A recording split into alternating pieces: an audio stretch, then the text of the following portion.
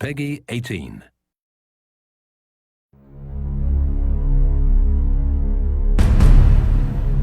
Hey everybody, Zachary Levi here, just outside of San Francisco, California, at world-class development studio Crystal Dynamics, whose current project is the reimagining of the Tomb Raider franchise.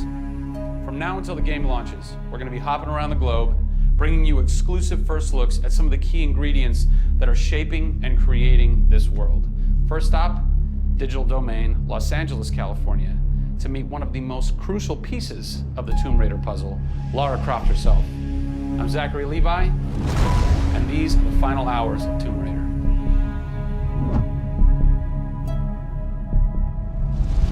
Digital Domain. This is where they do a lot of mocap for big Hollywood films and video games like Tomb Raider. And today, we are gonna meet the new Lara Croft, who is around here somewhere. Oh, teaser. And this is where the magic happens. I think that might be the new Lara Croft. That's the new Lara Croft.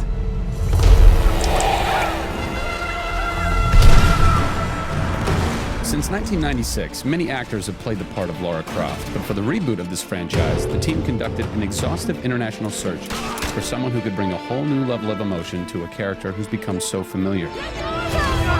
In late 2010, a young English-born actress was chosen to become one of the most recognizable characters in video games. My name is Camilla Luddington. I'm a British actress living in Los Angeles. I am the voice and character of Lara Croft, the British heroine. When I was first approached for it, I really felt overwhelmed at the honor of playing an icon like Lara Croft. I think I screamed in my car, actually, when I heard that I got the role. Lara Croft, one of the most iconic female characters in all of gaming. This is really her origin story, how Lara became the super badass that she is in later years. She is just a young, naive, perhaps 21-year-old who has a thirst for adventure. We're used to seeing Lara Croft as just the cold-hearted, almost killer, and she's a badass and everything, but I think in this, and you see her struggle. You can do this, Lara. Please come and get me. When we went through the process of looking for actresses the world over, I mean, this was Europe, this was LA, we had hundreds and hundreds of actresses that were whittled down, and we ended up with Camilla. She had sort of that rawness that we wanted. Somebody who not only wanted the part, but was willing to push her character into that emotional area that we wanted. Let's learn a little bit about Camilla. Where are you from? I am from a town in England called Ascot in Berkshire. And it's like those things you wear around your neck.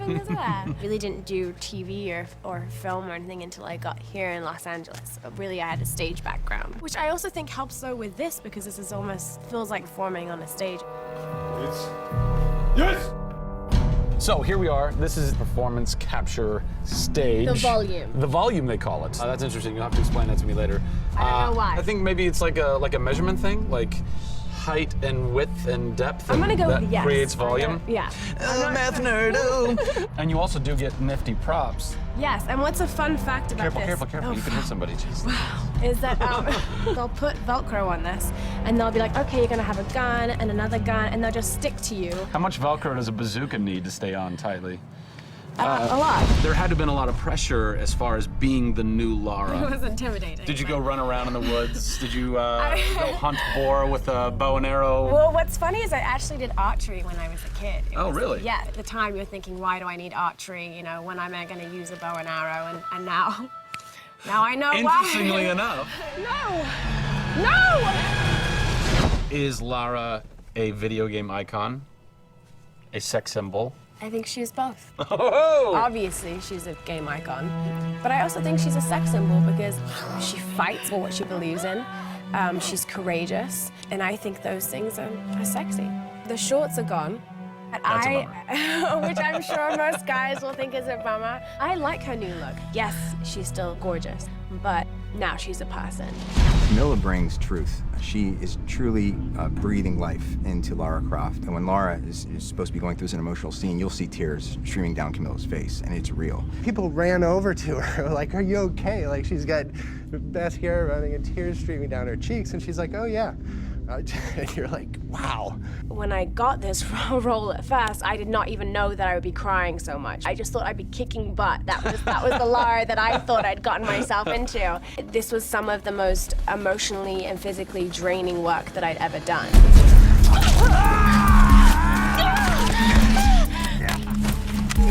This is the very first time I get to see this.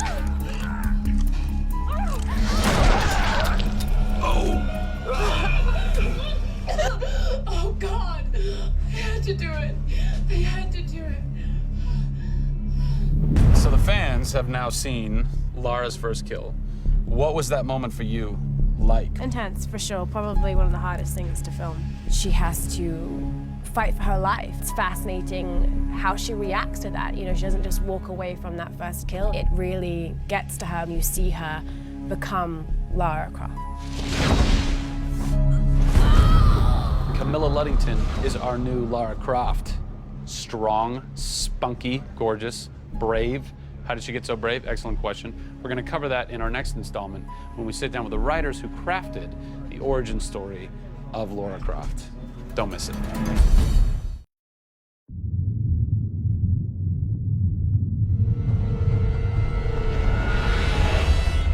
Hey everybody, Zachary Levi here in downtown San Diego at Comic-Con, more specifically at Nerd HQ, which is the epicenter of all things Tomb Raider. The anticipation is building as the team from Crystal Dynamics continues to say that this could be the game of their careers. Today we're going to dig a little bit deeper into the story with some of the key writers and designers who are brave enough to tackle the origin stories of Lara Croft. These are the final hours of Tomb Raider.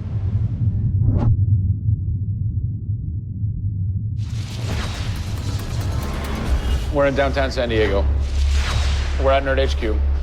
Fans, the public, will get to play the game for the first time ever. Are you nervous? This is the most nervous time of the entire game. This is huge for us. This is the first time we're giving anybody the opportunity to put their hands on the game. It's not finished yet. It's hard to send it out into the world like that. It's a little young, it's a little fresh. When you put it in the public's hands, you're getting a very raw, unfiltered, like, hey, this is what we love and this is what we don't. You'll start to read about it now. You'll start to see it online. You'll start to get people's perspectives. We're making sure that we make it the best thing that we can for the fans, and these are the fans. Why make an origin story? You could just kind of continue with the Lara Croft Tomb Raider saga, but you didn't. Why? We didn't start with the idea of doing an origin story, actually. We started with the idea of doing something fresh. There haven't been very many games that have the opportunity to go back and tell a true origin story. There is very few games like this. In the history of the Tomb Raider franchise, there has not been a female lead writer until now, Rhianna Pratchett. For me, I didn't think of it like we needed a female writer to do that. Rhianna just nailed it. Rhianna Pratchett. Yep. Does it take a woman to know a woman? It probably helps, but I don't kind of think about it as much as everyone else does. So I tend to think of myself as being a writer first. There is some of me in her, absolutely. She's very bookish, she's very in her head. I went to public school, I actually learned archery. Camilla did as well, I heard. We bring up our ladies properly. And I genuinely studied Egyptology. I wanted to be an Egyptologist. No way. You know, I've always been a huge fan of kick-ass females. I mean, I grew up on Terminator and Aliens. Yeah. You know, fighting aliens in the future. I thought that was what girls did. It's great to be here at Comic-Con. This is my first time. People are really responding to this kind of new Lara. The fans have been great. They've been very supportive. I want to kind of live up to their expectations. I grew up going to fantasy and science fiction conventions. Now here I am looking at a Tomb Raider poster on the side of a building for a Tomb Raider game I have written. Can't quite process that, but it's very cool. Lara's actions affect her character and her emotional state, and so the first kill for us was a big thing.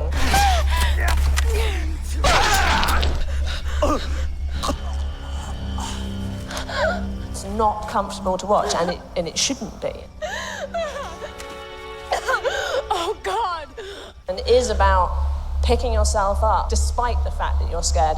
You can't have bravery without fear. In video games, you're kind of tweaking all the way down to delivery. Yeah. Blessing or curse.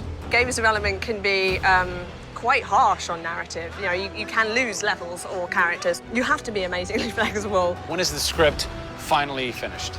you get insight when you see it through your audience's eyes. So once the story gets to a point where we can start sharing with people, where we can start putting it on the screen, then we start to understand, are people getting from it what we want them to get from it? The feedback is that it's really fulfilling our primary goals of delivering a story that introduces people to Lara Croft, but also just takes them on an amazing adventure.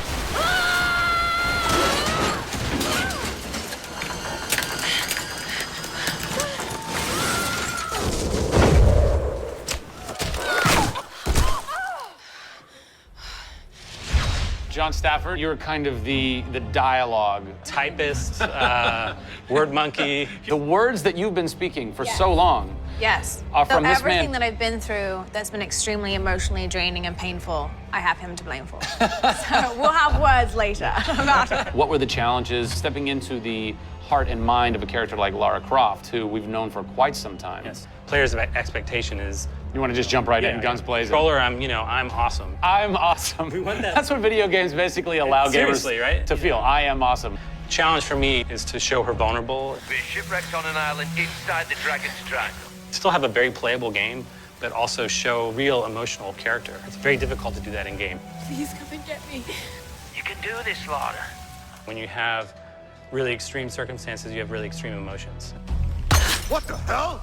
Can't hide from me, outsider! It's all about her survival. She's basically willing to do whatever it takes. There's people trying to kill you. Things are really extreme. Listen, I'm gonna get you out of there. I promise. I promise. I didn't want any lines to sound gamey. There was a good collaboration of making sure that really that didn't happen. That's very difficult writing. How do you write a line that isn't just like, I should go there? Yeah. Yeah. That's. I bet there's something hidden in that crate. I want you to love this game in a way that really feels like the first time you played it, but do it in a way that people have never seen before.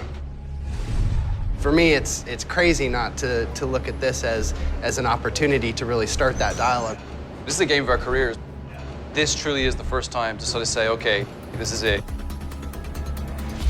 Well, now that we know a bit more about what it takes to reimagine an icon from the ground up, we're headed east to go behind the sounds of Lara's journey. A journey that is heightened and shaped by cinematic score and sound design. I hope to see you on the next episode when we talk to who's behind what we're hearing in Tomb Raider.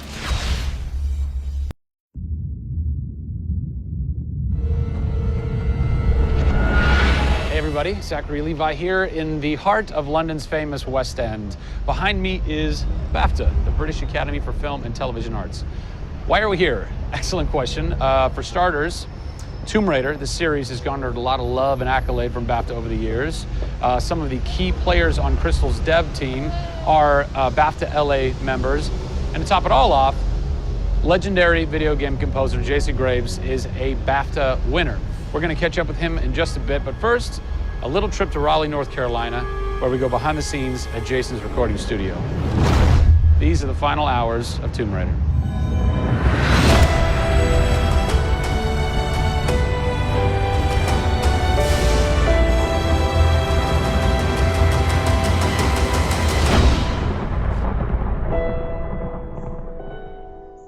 First thing we did was the theme. There have been many composers in the games or the films, but they've always used the original theme. They said, we want to start with a clean slate, new theme. I did it on piano, very simple. I was really scared just to send it because I'm like, I don't know, I think this really works, I think I like it. We ended up taking that exact theme. The first demo I sent was on the first trailer. That exact same arrangement.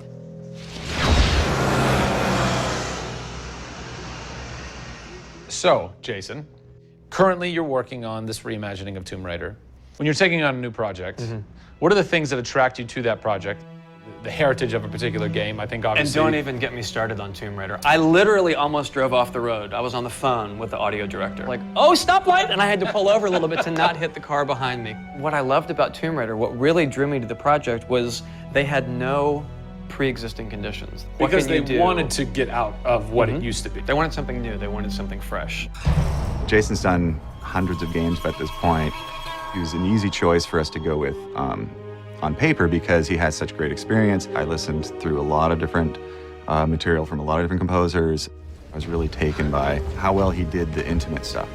The textures and the real, like, you know, intimate and vulnerable bits that we needed to highlight in the game were a great match for us. What is square one for you when you start wrapping your head around it going, this is where I feel like this world is going to exist? Main theme, call me old-fashioned. Then it was a matter of finding out what kind of percussion would work. And always going back to the melody and the theme, because that's kind of the heart of the game. The most signature thing that we need to get right is Lara's theme. One of our big goals was that it can be used in any emotional context. What does it sound like? High action.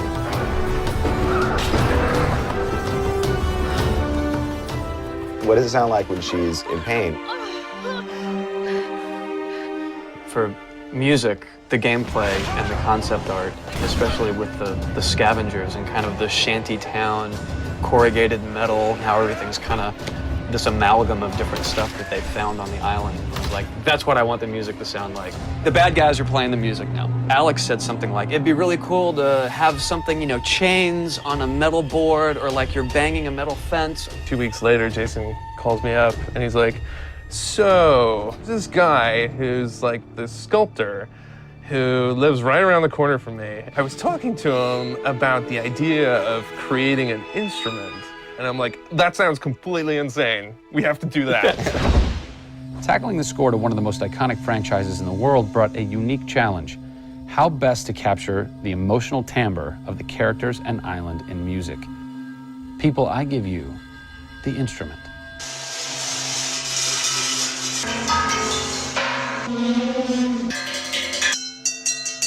The instrument. I was gonna let Matt determine the aesthetics. I was really only concerned about the sounds that the sculpture was gonna make. Matt built this, which looks pretty much exactly like Laura's original homemade bow in the game. There's different timbres based on different materials, metal, glass. It's a direct line from the plot, the characters, the story, the environment, straight to the sculpture. We always wanted the island to have that character in itself. Creating an instrument gave it this unique identity. It's got a voice. Yeah. The very beginning of the game is nothing but the instrument.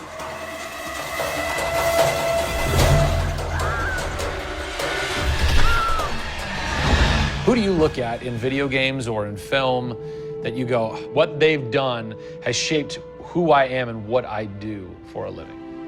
They're all dead, unfortunately. What? Yeah, I know. It's classical composers. All classical? Yeah, I'm kind of going directly back to the source. Yeah. Prokofiev's, Tchaikovsky.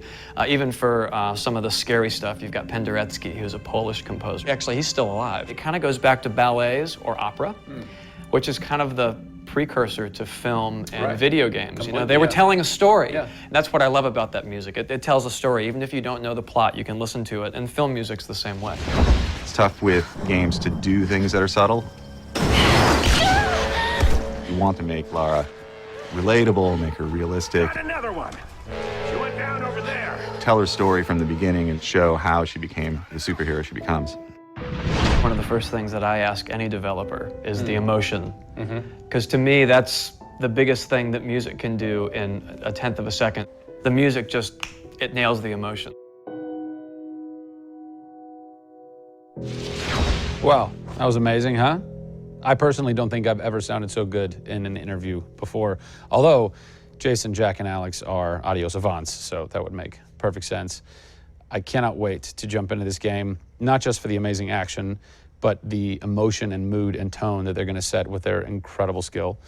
Tune in next time for a special secret announcement that is going to change the way you play Tomb Raider forever. See you soon.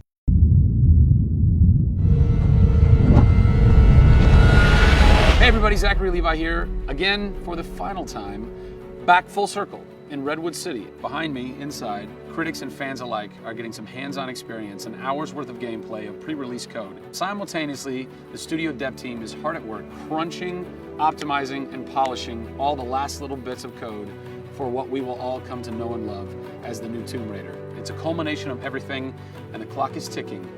These are the final hours of Tomb Raider.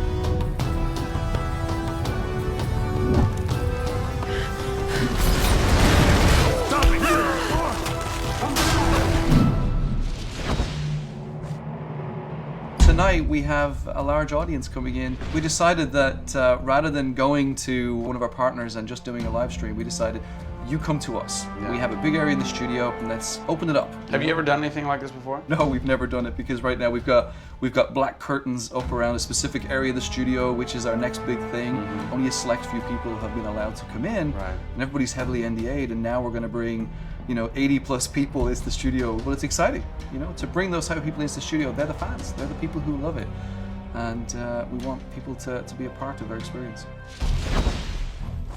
On one half of the studio, all that is going on like crazy, but basically in half the studio, you guys are just pounding, working out every last glitch, every last bug, making sure that it's all just perfect, done and perfect, exactly, for your certs on Friday. Yeah. What happens when a game fails cert? Then things start getting like, sweaty around here. You're dicing with death right there. You might be missing a release date. That's how big a day this Friday is. Yeah, it's huge. If we submit and they come back and say, hey, there's maybe 35 things that we'd like to change, then as a studio, we'll change them. We'll improve them. Or there's small things that they say, hey, this experience might be better if you just fix this little thing. Then of course the team are literally sitting there waiting for that to happen. And there has been games I've worked on where we've submitted and within 24 hours it would get kicked back and they'd say, hey, you guys are crazy, you shouldn't have submitted it. So there are 80 people in the office right now. You're 4.5 days away from delivering this thing, and they're strewn about. What are they all doing? So we have guys working out of very prioritized hit lists, right? So we say, okay, this is the most egregious thing that we've noticed lately. We'd like for you to focus in on it. What are you guys debugging here? Looking at some menu transitions. Oh yeah, we want to make sure everything feels snappy all the time. Menu transitions, if I had a nickel for every time. One of the toughest things with Lara as a character is her hair. You try to simulate hair in a video game, and it's not always exactly the way it would be in real life. But that's something that's, I think the fans really point that out, and they want Lara to look as good and as believable as possible. So even in the home stretches, we're trying to sweeten it and make you believe it. So I spend a ton of time playing the game. So while everybody else is busting their butts trying to make it work, you're having fun. That's basically what you're saying. There's about 80 people that are all still busily working in this last week before the game goes to cert. Absolutely. One of those groups is called the what group? The OMS group. And what does OMS stand for? OMS is an acronym for Oh My Shit.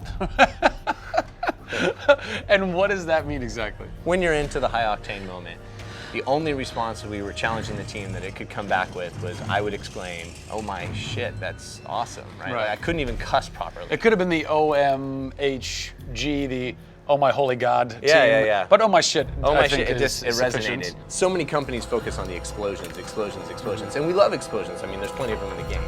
But it's also about sometimes that implosion moment, that time where you actually feel like you're part of that. We have an early example in the scavenger den, very early in the game, where the camera is about 6 inches from the back of her head as she's in this claustrophobic moment as the ceiling gets lower and lower and the water gets higher and higher and her torch, you're worried, is it gonna go out? And as you suck in for that moment, if it's resonating with people, as we've seen it resonate here, you actually watch people who are claustrophobic kind of lean back in their chair a little and kind of react, and that's exactly what an OMS team is about.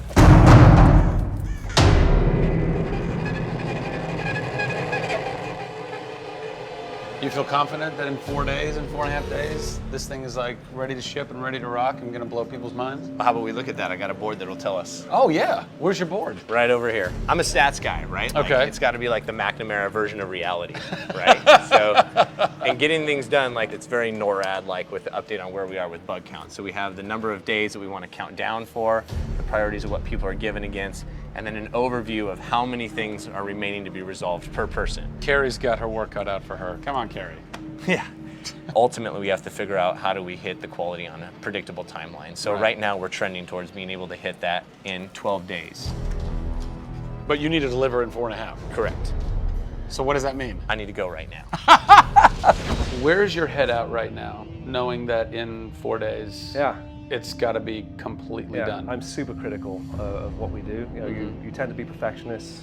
I'm absolutely that way. It's more like this is leaving now. Yeah. You're done working on it because time's up. And you're like, But there could be one more thing I could do. It's a weird feeling because it's been part of our lives for a very long time. How long have you been on it? Definitely 4 years, yeah. Like 4 years. Yeah, 4 years. That's insane. I know. I was young. Yeah. Fresh face. I was young then. Yes. No bags, no I had grey a hair. soul. Yeah. It's been a roller coaster ride, and during that time we've been around the world, we've gone to shows, we've shown press, we've given hands-on, we've had community events, we've been in San Diego with you at Nerd Machine. We've seen people excited to see this and play this game, and it's been awesome. It's not just about Lara's arc, it's about the arc of people who've come in to the roles. You know, we've had people come in as animators and move up to the highest levels in their profession along these 4 years. So people have grown in these roles, families have expanded, kids have been born, but we're coming to a point now where we're, you know, probably 70, 80 plus days away from launch, and this phase has come to an end. You know, it's been awesome.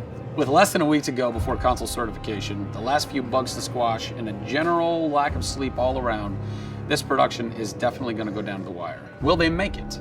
Join us next time on the final hours of Tomb Raider to find out. Peggy 18.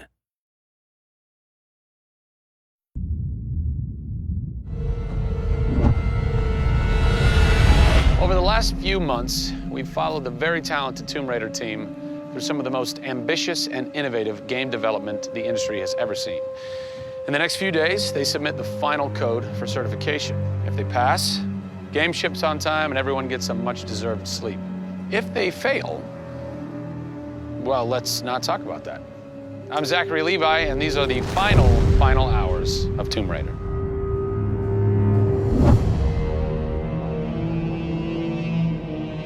We've been around for 20 years at this point. Oh, wow. In this industry, that's crazy. Yeah. 20 years of games, and many times we've almost not made it, right? Through generation transitions, or you've had ups and downs in terms of games being released.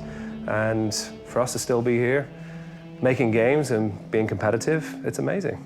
Is this pretty typical for you guys to be in the last week and really all you've got left are these little bugs to do? Maybe it's a few hundred still left to go. The team's cranking them out.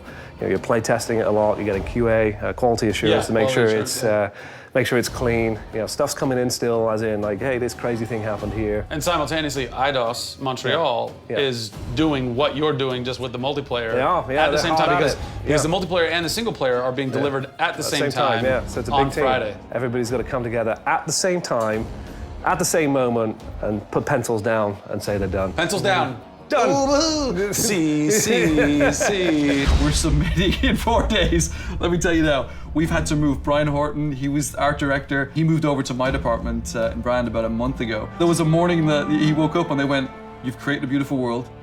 Now step aside." So my job is I'm working with a very talented team in the brand to make sure our screenshots are good, to make sure we have covers for magazines, posters, to make sure we have all that posters. stuff, right. There's a lot of materials, just like in a film. Yeah. Where when a film's done and in the can, you have to sell it to people. You have to let them know what's cool about it. Listen, I'm coming to get you. I'm going to get you out of there. I promise, Sam. What's been great about this over the course of the entire process, you traveling around with us, is that we've been able to bring you the final hours of each of the pieces. Yeah. We've spent probably the last 6 months watching how the music's come to an end and the voice acting has to be done. So each of our episodes up until now has really shown a side of the final hours of that particular person's role in the game. And now everything's come to a head where we're submitting the game this week. The guys are tirelessly working. You know, the guys have literally, at some cases, slept in the studio. Okay, so launch day, let's say you were at March 5th now. Where are you? What are you doing? I'm probably in bed trying to get 12 hours sleep. Because more than likely I would have been at some midnight opening the night before up till very late celebrating. So I'm probably at this time of the day, I'm probably in bed. I think a lot of us won't even know what to do with ourselves. You get so heads down in something, and it's been a part of our lives for years now. And you sort of get to that point where waking up in the morning, you're thinking about the game, and going to bed at night, you're thinking about the game. I'll try to sneak a little time here over the holidays, but then, you know, wait till the dust settles and we really get this in the hands of the consumers before I can really relax, I think. Even though I played the game so many times, I cannot wait to take the cellophane off of that game. Yeah. Pop it in. Yeah. It's the ritual, retail. yeah. It's the retail copy. Yeah. And there's something special about that printed disc, putting it into the system, and you're like, this is the same game that I worked on for 3 years plus, and everyone else can have the same experience that I'm going to have right now. Yeah. Of all the taglines, whether they're actual dialogue in the game or marketing lines or whatever, something that would sum up your experience over the last 4 years is A Survivor is Born. Yeah. A Survivor is born in you, A Survivor is born in Crystal Dynamics. Yeah. We just wanted to be known as doing top-tier work. There's games I look at and say, I wish I worked on that game. Yeah. Right? Yeah. And I wanted Crystal to be that. And I think that with this one, we're going to do it. Yeah, anybody can make an explosion look beautiful and make a world look phenomenal, but we now move into a period of time where it's about having a connection with something which is much deeper than just saying I have a controller in my hand and I'm guiding a character around and fighting or solving puzzles. There's a depth in the story that we're trying to tell, which hopefully for us is going to be able to set that structure for the future. Hopefully we've taken the risk and we've been shouting so loud about this that we're actually carving what should be done. Oh, don't do this to me, you northern bastard. Are you excited? You nervous? I'm both excited and nervous, you know, because we've been masters of our own destiny up until this point, and now we're going to continue that right through to launch. And what's great is that from the very first presentation I gave with Daryl about here's the vision of the game, all the way through to the very first game sitting on a shelf on March 5th, we've been there for the ride. We've been on that journey. And then all of a sudden you reach March 5th and you're no longer there's millions of copies of your game out there, and they're in people's hands, and you're thinking, like, how are they playing it? Are they having fun? What are they saying? What are they going to do? As soon as they put the controller down, what's the next thing for them? Do they want to tell people? What do you want their response to be? I hope those people see that the story we've built and the foundation we've built is one that will last a long time. Doing something that's special is just incredibly tough, no matter what it is. You've got to really want it. You have to be passionate. You have to care about it. Everybody realizes that this is the game of their career, and everybody wants to put as much time and energy into this as possible. We have a studio full of passionate people who have put their lives into making this thing happen. This is not just a game that we're just going to ship on March 5th and people will go, great, I've got another game to my credits. This is one where the team are going to look back and go, that was a journey. It's been an honor to be able to work on Tomb Raider, and long may it continue. I see this getting bigger and better over the next few years.